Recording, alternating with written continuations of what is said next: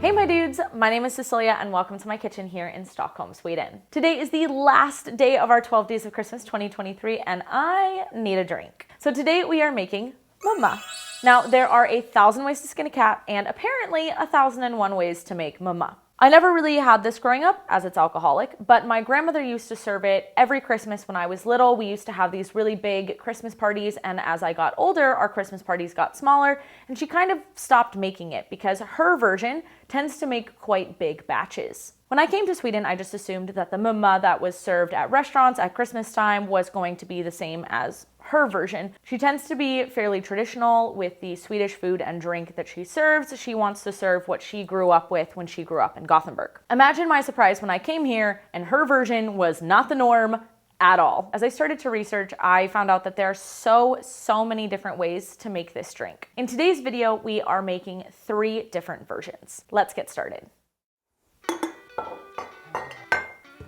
So our first Mumma recipe is my grandmother's recipe. This is my Swedish grandmother, and this is how I found out about Mumma in the first place. I feel like this recipe is a little bit on the weird side. I've actually, going to be completely honest with you, never tried it, but this is her version. This is the version that they always had, so we're going to try it together. When I talk to other Swedes about this recipe, they also think it's a little on the weird side, so I don't know where she got it from.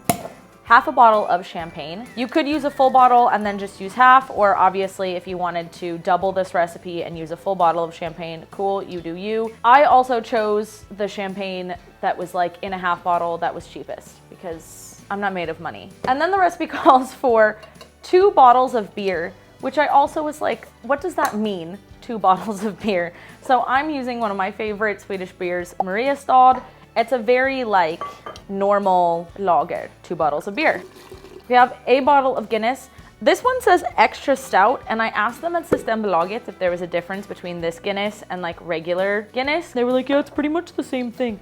But I don't know if it is. Obviously, most of the time I like test all the recipes that I give to you, but my grandmother made this for so many years, and also, like, how am I supposed to test this much alcohol? Yeah, we're learning together. Maybe I should have put the Guinness last, because I still have other stuff to fit in here. Wow, that's like really on the edge. Okay. Anyway, so the last ingredient in this recipe is a can of 7-Up, and I couldn't find a can of 7-Up, and I'm sure it exists if I kept looking for it, but the stores that I went to, I just went to like my local ICA, like the local grocery store. And the 7-Up that they had was only sugar-free. Like both places I went to only had sugar-free 7-Up. And I don't like that. So I took a normal sugar Sprite since they're basically the same thing anyways. And also it's supposed to be a can, and an American can is 12 ounces or 33 centiliters. And this is a ½ liter of Sprite. So we're gonna measure it out in this little guy over here.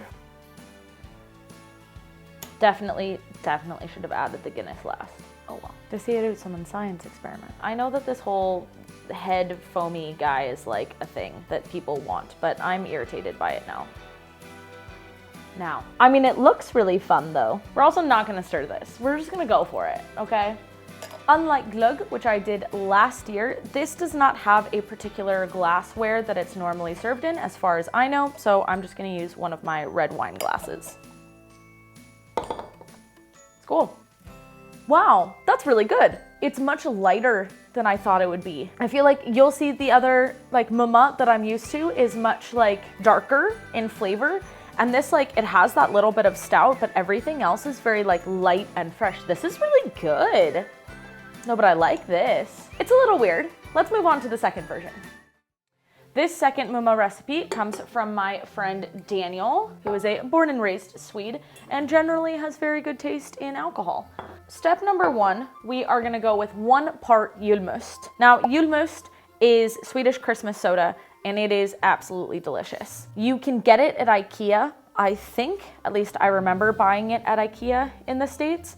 It has a hard flavor to describe. It's a little bit Christmassy flavored, you know, like gingerbready a little bit, but it's also, I don't know, how do you describe the taste of Coke? How do you describe the taste of Dr. Pepper? It tastes like julmust. I would say that if you're going to try to do this in the States and you can't get your hands on julmust, that you could use Dr. Pepper. Root beer could also be nice. One of those. It needs to taste earthier than Coca-Cola does. Yeah. Anyways, 1 part julmust.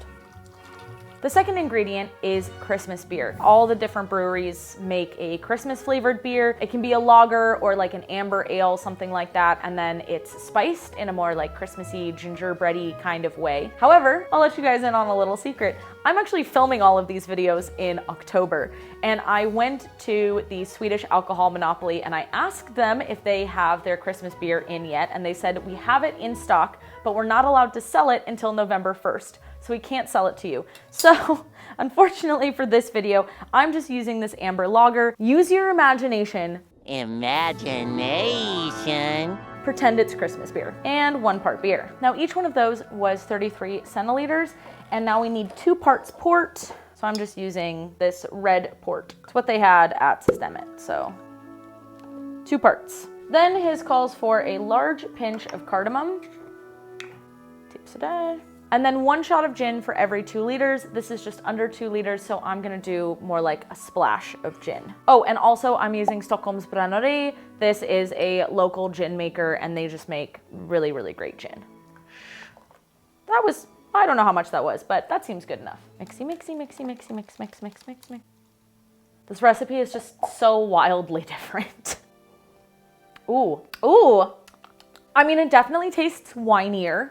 I wonder why. It also, because of the julmust and then the darker beer, has more of a bitter aftertaste, but because of the port, it is also sweeter than the other Mumma. On to part 3. Our third version is what I like to call my version. It's not my version. I was taught this version when I came to Sweden.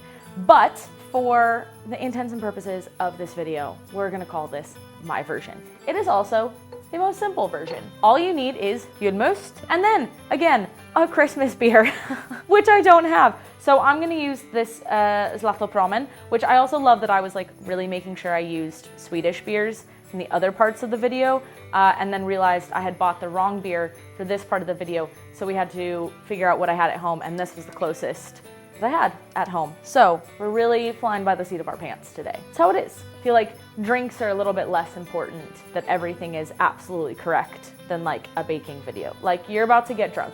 We're just here to have fun. You take your julmust, and then you just want 50-50 beer and julmust. That's it, that's the whole thing. And sometimes I mix it a little bit stronger, and sometimes I mix it a little bit weaker, but it's just, that's it, that's the whole thing. Cool.